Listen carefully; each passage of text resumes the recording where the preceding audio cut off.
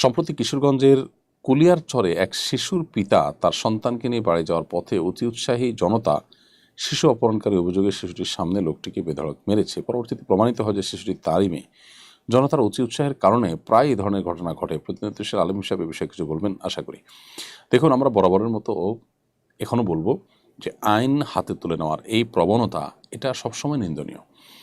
আমাদের প্রিয় নবী সাল্লাল্লাহু আলাইহি সাল্লাম মদিনা রাষ্ট্র যখন কায়েম করেছেন, তিনি যখন মদিনা রাষ্ট্রের বিচারকের ভূমিকায় ছিলেন, কোনো সাহাবী কোনো অপরাধের কারণে কাউকে শাস্তি দিতে যাননি। 1450 বছর আগের সমাজে যেখানে এই বিষয়গুলো খুবই সাধারণ ছিল, সেখানেও তারা নবীজির কাছে কোনো অপরাধীকে অপরাধী মনে হলে জিজ্ঞাসা করতেন, হে আল্লাহর রাসূল, আমি কি তার জন্য এই শাস্তি কার্যকর করব? আমি কি তার গর্দান উড়িয়ে দিব? তার মৃত্যুদণ্ড কার্যকর করব?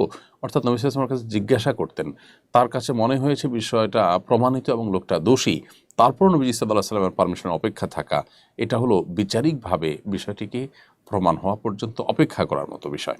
অতএব এ ধরনের বিষয়ে যদি আমরা আইন হাতে তুলে নেই, আমার যা ভালো মনে হয় সেটাই আমি করা শুরু করে দিই, তাহলে সন্দেহাতীতভাবে সমাজ অস্থিতিশীল হবে এবং এ ধরনের অনাকাঙ্ক্ষিত, অনভিপ্রেত এবং অপ্রত্যাশিত ঘটনা আরও বেশি বেশি ঘটতে থাকবে।